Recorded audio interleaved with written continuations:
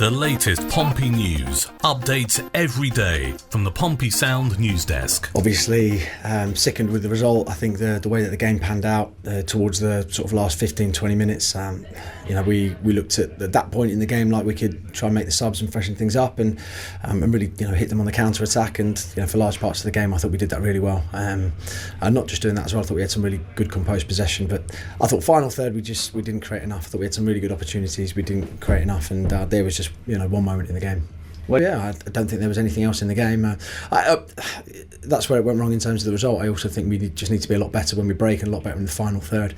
I thought we defended well. I thought contained Swansea for large parts of the game. We had quite a bit of composed possession as well, but yeah, just ultimately just didn't have that killer instinct when we got into the final third and we got balls in the box or we had the opportunity to get shots off.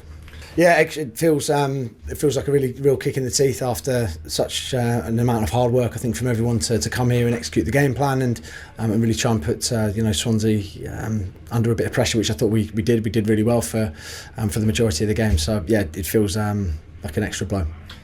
I don't think we needed a reaction to anything. I thought the longer we stayed in the game, the better. We just needed to have a little bit more belief and a little bit more confidence when we broke from those deep areas, and players at the top end of the pitch maybe giving us a little bit more. And I thought that was the big difference. Obviously, the run of results isn't helping, but I still expect our players to have a little bit more. And there's plenty of reasons. I think if we look back at the goal, we just look back at the goal, and there we do things wrong in terms of the press at the top end of the pitch, and I think we get it wrong with the substitutions that come on get it wrong. And I'd given the information across, obviously didn't land. That's my responsibility. And in terms of what we do for the rest of the game, we just need to be a lot better in terms of making sure that we try and create more chances. Reading between the lines, I think John Messino is kind of saying what I think everyone who saw the game, either were there or on a screen, agrees, which is that 0-0 was the fair result, and we should have been travelling back home with a point, a really valuable point, solid point, a point well earned. There was just that one moment, and he says that it's down to not pressing properly at the top end, but it resulted in a player having an opportunity to hit one, and how many times out of 10 would he manage to strike the top corner in the way that he did? No offence to the guy, we know him well, but 1 out of 10 at most, and there he was in all that wind and weather, and he did it. Squeaky bum time has arrived at football news agency The Football League World. They say this. After staying up relatively comfortably last season, Pompey are in for a much tougher scrap to keep their championship status this time around. The South Coast side has only managed to win 4 of their first 19 matches, and just 2 of those victories have come since August.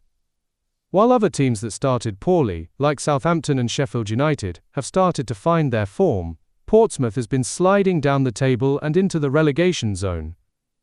A huge part of their survival last season was turning Fratton Park into a fortress.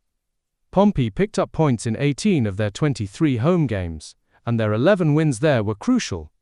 That home advantage has completely vanished this season, which is a worrying sign. Messino's side has won just 3 of their first 10 games at home and have already lost 5 times, the same number of defeats they suffered at Fratton Park through all of last season.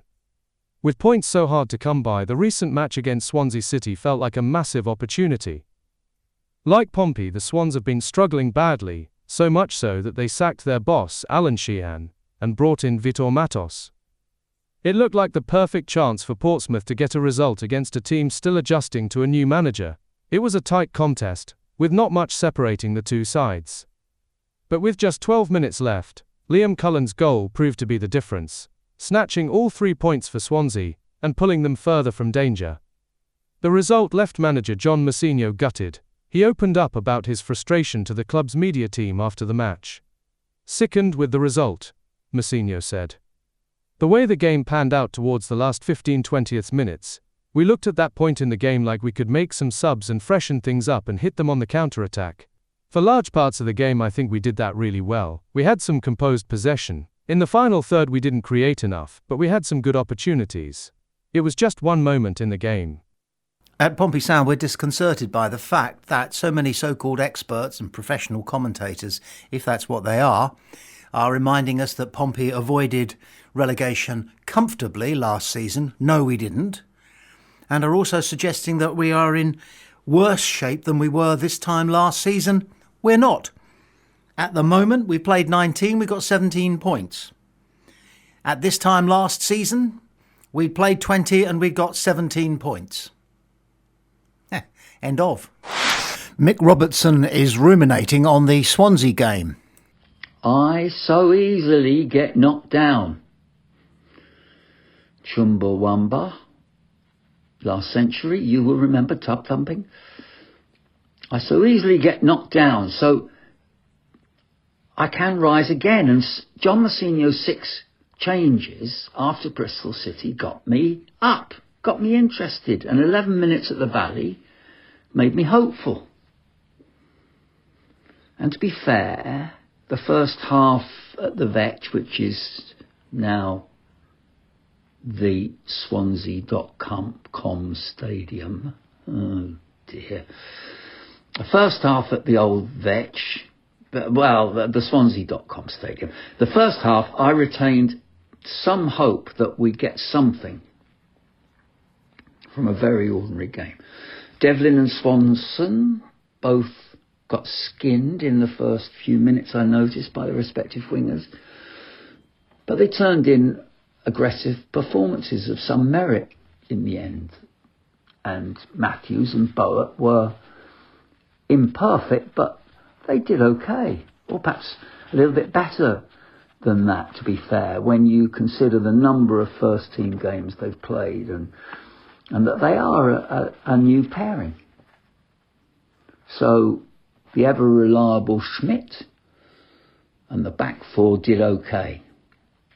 Pack and Swift lacked power and mobility to be able to exert pressure and momentum consistently into our side. Minhyuk had one of his just out of the academy, brushed off the ball sort of games.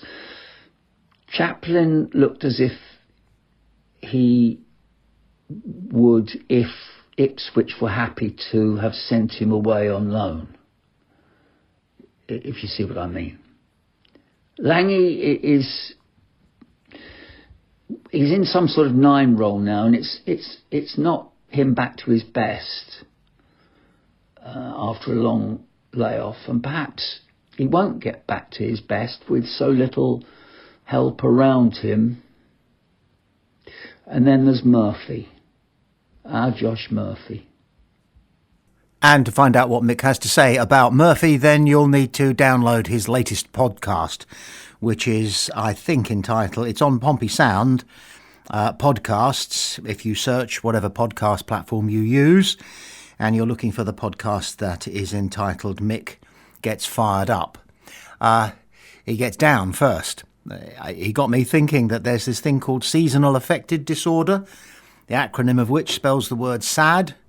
It's associated with people who associate feeling low when the weather gets bad, and darkness and so forth. Seasonally affected disorder. It strikes me that Mick Robertson suffers from a different type of seasonally affected disorder. The season referred to at the moment, in his case, is currently the 2025-26 season. Sorry, Mick. Things can only get better.